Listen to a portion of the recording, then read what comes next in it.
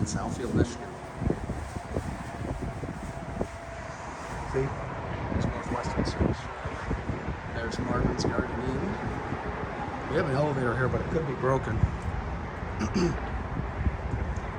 Get you guys a quick view, at least, in case it is broken.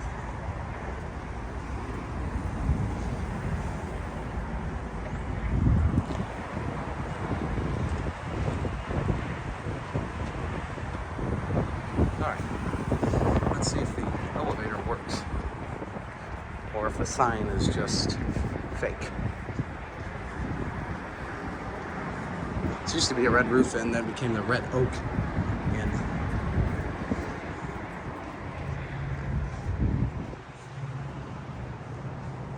Must be an Otis.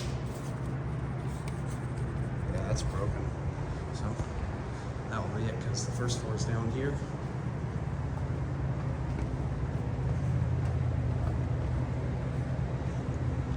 So that'll be it.